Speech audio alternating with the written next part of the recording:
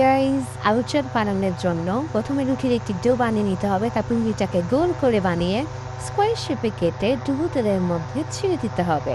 অবশ্যই অল্প আছে ক্রিসপিটাকে ভাজতে হবে। বাদামি কালার হয়ে গেলে ক্রিসপিটাকে উঠিয়ে নেবেন। আরেকটি পাত্রে আপনি তেঁতুল নিয়ে নেবেন, যার মধ্যে পানি দিয়ে অনেকক্ষণ ভিজিয়ে রাখবেন। এরপর একটি পিউরিট বের করে কড়াইয়ে এভাবে করে মরিচ দিয়ে দিবেন, শুকনো মরিচ দিয়ে দিবেন। এরপর পিউরিটা দিয়ে হালকা নাড়াচাড়া করবেন। এরপরে অনেকগুলো করে চিনি দিয়ে দিবেন। এরপর দিয়ে দিবেন হলো লবণ অল্প পরিমাণের।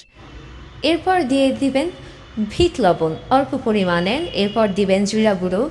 এরপর দিবেন হলো অল্প পরিমাণে স্মেলের জন্য পাঁচফোড়নের গুঁড়ো। এরপর নাড়াচাড়া করে একটি পাত্রে উঠিয়ে নেবেন। এখানে আরেকটি বাটিতে দই দিয়ে দিবেন বেশি করে, অল্প পরিমাণে চিনি দিয়ে দিবেন।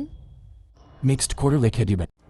আরেকটি পাত্রে সিদ্ধ আলু, সিদ্ধ বুট নিয়ে এর মধ্যে প্রতিটা মশলা এক এক করে দিয়ে দেবেন। লবণ, চাট মশলা, জিরা আর অল্প পরিমাণে লেবুর রস ভালো করে মিক্স করে নেবেন, যেন মশলাগুলো সবগুলো বুট এবং সিদ্ধ আলুর মধ্যে লাগে। এখন আলু চাটের মেন ইনগ্রিডিয়েন্টসগুলো এক এক করে দিয়ে দেবেন।